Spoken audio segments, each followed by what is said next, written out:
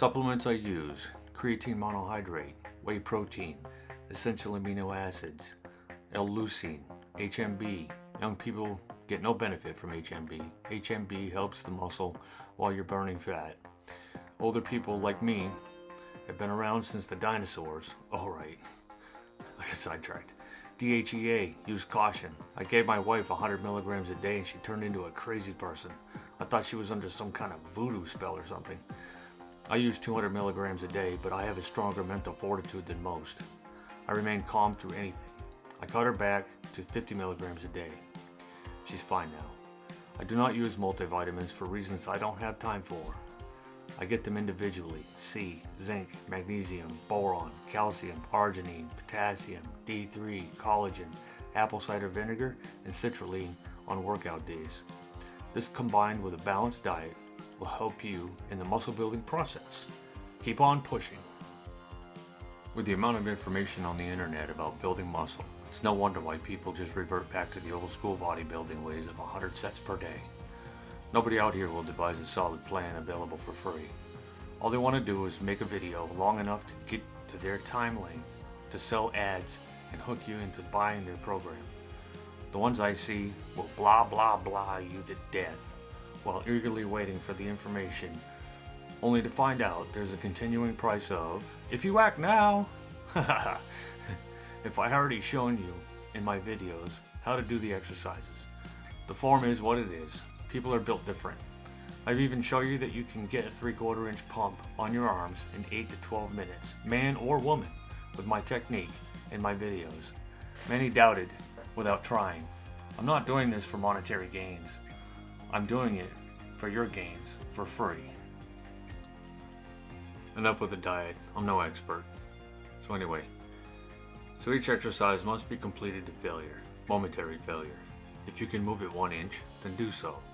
The speed at which you move is 2 seconds initial movement and 4 seconds on the negative. I use my breathing to count.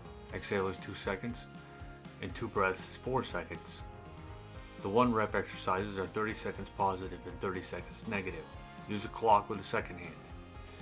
If you don't push to failure, you lost your gains. If you drop the weight on the last negative, you lost everything you just worked so hard to get. That last negative is the most important. That is the one that causes the muscle growth.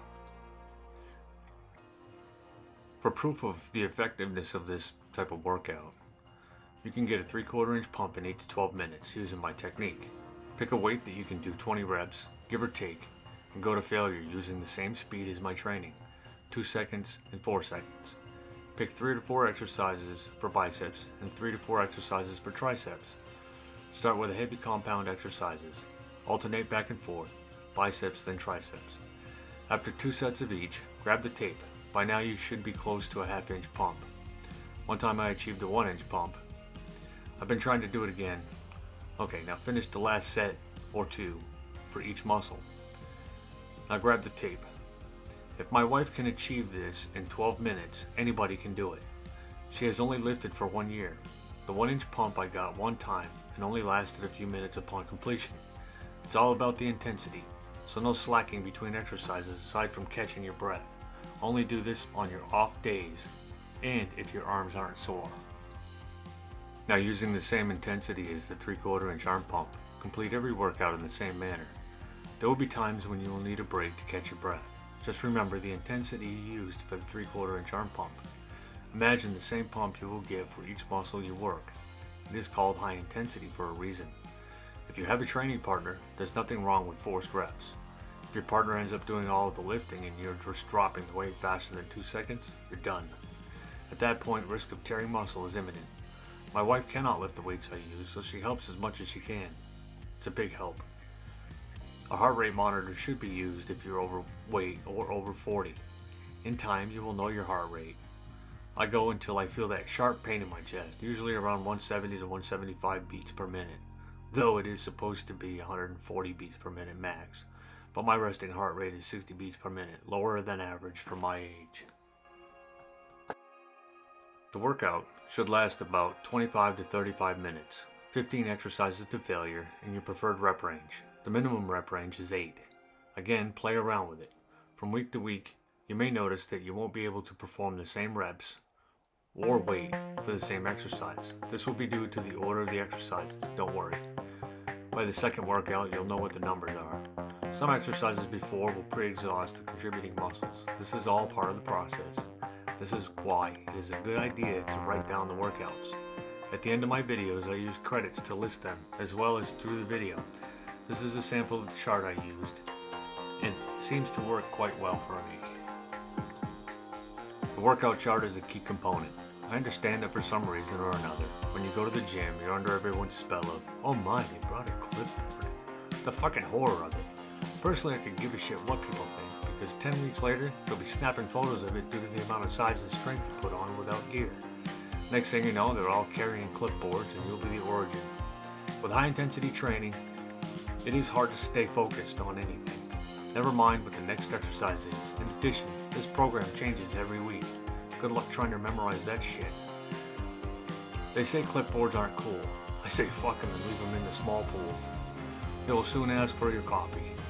They tend to think that it threatens their willy-nilly workout, where they make 2 pounds in a year gains, while you will do that every week. Have your training partner write down your weight and reps. It is also the training partner's responsibility to secure the next machine and set it up. Well, unless you're at Planet Unfitness, where people literally sleep on machines and you can't ask them to move. Hell, you can't even ask them if you can work in. I've always found that the universal machine works best, just like the hoist in my gym. It's what I used 35 years ago, when they were more crude. It worked then, and it's working now. They're fast and efficient for setting up and moving from exercise to another. They are also self-spotting, allowing absolute failure. You don't have to worry about being crushed. First choice would be Nautilus. Those machines are the greatest invention. They were designed for high-intensity training. Just ask Dorian Yates, invented by the father of high-intensity training for high-intensity training, Arthur Jones. What is failure? Some say failure is when you run out of energy. I disagree. In the world of high-intensity training, the last thing you want to do is completely use up all of your reserve energy in the muscles. That is why only 1 set per exercise. Within my program, you will notice that each muscle group focus week, I have 4 to 6 exercises for that group. They are different exercises to engage all of the muscle fibers in that muscle group. However, it is not a weekly occurrence. The following week is somewhat of a rest week for that focused muscle. The reason I disagree with running out of energy as a failure mechanism is when you deplete your body's reserve, your body will take from its own muscle to replace it fast, 5 seconds fast. So the multiple set routines are creating a void. In this program, you will do 1 set of 15 exercises to complete failure, meaning if you can move the weight an inch, do so.